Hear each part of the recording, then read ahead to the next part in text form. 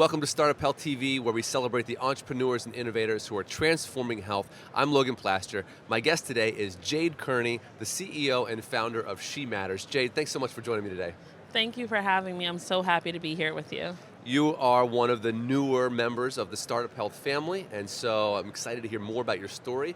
A lot of startups have personal stories at their genesis, and I know yours is no exception. Yours comes from a very personal place. So tell us how you came up against the challenges of maternal health. Well, 5 years ago, I had my first child. I'm now a mom of four. But Congratulations. Thank you. Wow. 5 years ago, I had my first daughter. Okay. And I really thought that the hard part due to maternal health statistics for Black women would be the labor and delivery. But my struggle started after I left the hospital with my postpartum period. There was no information. When you leave the hospital, when you're discharged, you get this little folder full of things. And there was nothing in there that talked to me specifically as a Black woman about the challenges and nuances of postpartum. One of the biggest things that happened to me that I know happened to a lot of women is I had postpartum anxiety, OCD. Sure. And I reached out to family members, but there's a cultural stigma around mental health in the Black community. So I didn't get any help there. So I decided to do what anyone else would do, and I went to a healthcare provider. My healthcare provider wasn't culturally competent. He had no ideas of the challenges and nuances that Black women face when it comes to mental health, when it comes to physical health and pain, and dismissed me with an SSRI, an antidepressant. Gotcha. Culturally, that takes time. It's not something that is kind of taboo. And so I said, oh my God, I'm not being helped anywhere. I'm not being helped through my healthcare provider. I'm not being helped through friends and family. I have nowhere to go. And I really felt shame and I was suffering. And I said, I can't be the only person going through this. There was one BuzzFeed article. It was called Black Women Suffering in Silence. Yeah. There were 11 Black women who told their stories about their horrendous postpartum periods. And one thing that motivated me was that they were all better. And so I said, if they can get better, I can get better. And went on this journey, this mom journey, to not only get better, but to help other Black mothers. I said, if I can help any Black mom not experience what I experienced, then I've done something. And so now we're here. What was your journey leading up to that? What kind of work had you been doing that kind of laid some of the groundwork here? I was in education. Okay. I was at NYU. I got my master's degree in digital media design. Okay. And so I really thought that I was going to create apps for ed tech. Okay. And so I have the background in digital media. Yeah, and but I communications, didn't, which right. is so critical. Yeah, but I didn't know it would lead to this. Okay. Yeah. Okay. And how does that kind of lay the groundwork? Well, I also went to Georgetown for diversity and inclusion management. Ah, okay. So it all kind of came together in a communication hodgepodge. piece, the communication, equity piece. the equity, and it's all enabled me to have conversations with everyone. So I can talk about diversity. I can talk about health equity. I can talk about community aspects of different things because of the education that I've had and because of my background in education and diversity. Okay, let's get real about what it really looks like to have culturally competent care for moms. What does that really mean? That means that as a healthcare provider, you understand the challenges and nuances that Black women face so that we can decrease Black maternal morbidity, which is a crisis and an epidemic in this country. It takes you all the way back, and we talk about what our LMS system does is it gives you information about the relationship that we have to the healthcare system and systemic racism. And it takes you on that journey with a lot of people don't understand. Sure. Health equity is about an hour in medical school. Right. And once you become a doctor, you don't have the time really to fully understand all the challenges and nuances of whatever hospital you're in. So we're pulling back and we're allowing you to learn about why your patients may react the way they react to you as a healthcare professional. We're talking about that history to build empathy, but also to build safety, because healthcare providers sometimes don't feel safe because of the statistics working with Black women. I don't understand them. I don't feel safe. I don't want to make a mistake. Interesting. Right? Like, it's for safety on both ends. Safety for Black moms and safety for healthcare providers. Very interesting. So at the core, the platform, you've created an educational, you've created courses that Yes. doctors can take. Yes. They get a certificate at the end. How does that work? Yes. So once you complete the course, we require that you do one thing, and you talk about how the certification can be implemented into your practice. Okay. So that you have better patient outcomes. And then you get a certificate that says you are culturally competent in Black maternal healthcare. Got it. Okay. Yeah.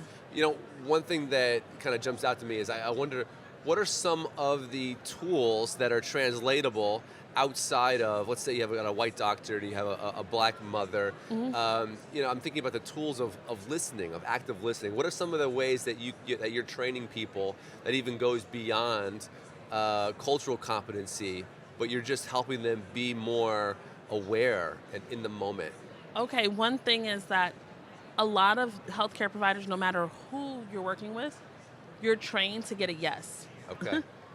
So What do you mean by that? you offer a solution and make it seem like there's no other option. So we say that listening to your patient, listening to their wants and needs, giving them options in their care is extremely important. That doesn't happen. Yeah. If you're having a baby and I can, Black, white, or other, Yeah.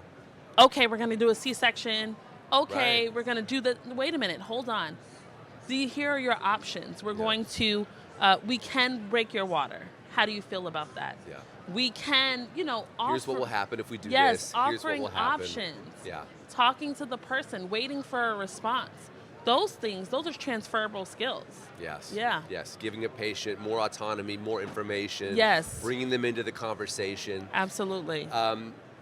Where are you at in terms of the product rollout? Have you educated physicians? Yes, Okay. we've educated over 500 physicians. We have Fantastic. 10,000 Black moms on our platform. Fantastic. We are so excited with where things are going. And it's gone beyond just healthcare networks. We have payers who have purchased licenses to offer to their healthcare professionals because they understand how important health equity is, but also how much of a problem Black maternal morbidity is. Yes. In the last 2 years, it's grown over 45%. Maternal morbidity has grown in the United States 30%. For anybody. Even saying it that way sounds kind of scientific and kind of belies how terrible the numbers are. Yeah. That, like, the number of Black women dying or because of childbirth Yes. is grown by 40%. It's insane.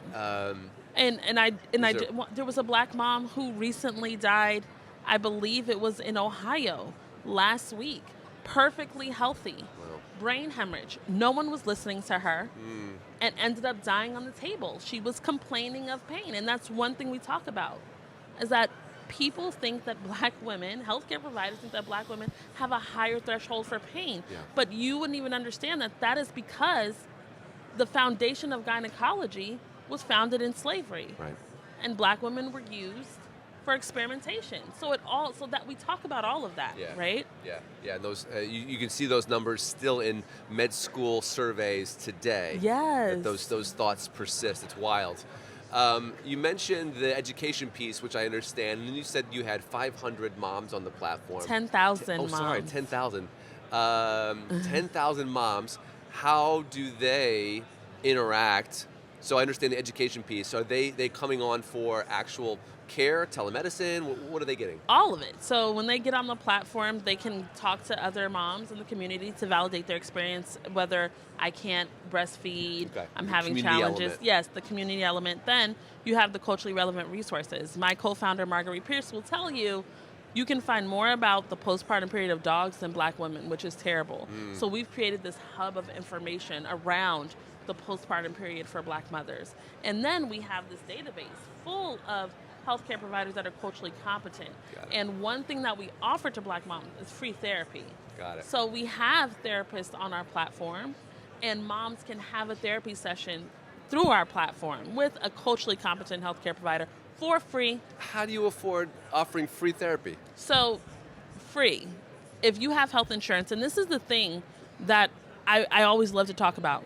73% of our moms have health insurance, okay?